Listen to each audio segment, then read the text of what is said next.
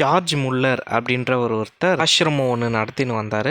அங்கே இருக்கிற பசங்களுக்கெல்லாம் இவர் தான் சாப்பாடு எல்லாத்தையும் பார்த்துக்கிறாரு. இவருக்கு கடவுள் பக்தி ரொம்ப அதிகம். ஒரு நாள் ஆசிரமத்தில் சாப்பாடு எதுவும் இல்லை பசங்களுக்கு. சரி, இவரும் கடவுள் நம்பிக்கை ரொம்ப உள்ளவர்னால பசங்களை கூப்பிட்டு இன்னைக்கான சாப்பாடுக்கு கடவுளுக்கு நன்றி சொல்லுங்க அப்படின்ட்டு ப்ரேயர் பண்ண வைக்கிறார். பசங்களும் ப்ரேயர் பண்ண ஆரம்பிச்சிடறாங்க.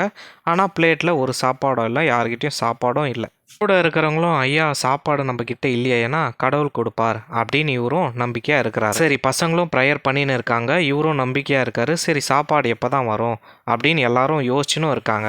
அப்போ பார்த்தா ஆசிரம கதவை திடீர்னு யாரோ ஒருத்தர் தட்டுறாங்க. யாருன்னு திறந்து பார்க்கவே அவங்க சொல்கிறாங்க, ஐயா நான் பால் வண்டி ஓட்டுருவேன், வண்டி திடீர்னு பிரேக் டவுன் ஆயிடுச்சு, வண்டி ரெடி பண்ணுறதுக்கு யாருன்னா கூப்பிட்டாலும் அது லேட் ஆகும், பாலும் கெட்டுடும். சரி, பக்கத்தில் என்ன இருக்குன்னு பார்த்தா ஆர்ஃபனேஜ் இருந்துச்சு, உங்கள் ஆர்ஃபனேஜ் தான்.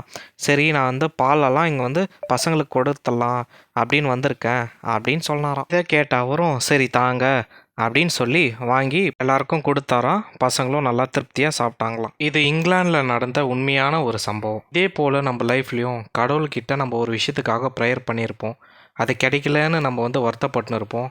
ஆனால் கரெக்டான நேரத்தில் கடவுள் கொடுப்பாரு. வீடியோ பிடிச்சிருந்தா லைக் பண்ணுங்கள்.